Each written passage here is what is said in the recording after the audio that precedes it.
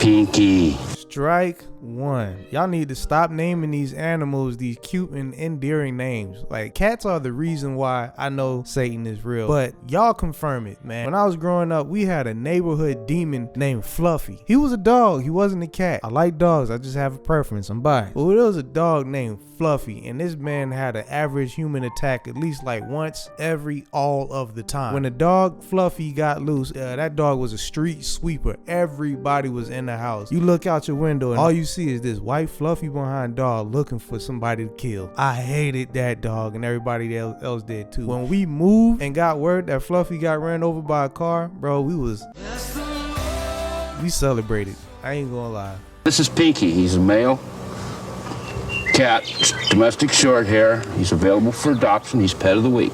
Now, I think what he's doing wrong here is that he's like petting this cat. Like, if a cat could speak English, it'll be like this: I'll let you pet me 10 times, but on the 6th one, I'm tearing you up. Tread with caution, please. And then he pulls out a gun on the second stroke. Like, this is how cats are, dude. Unpredictable, man. Leave them alone.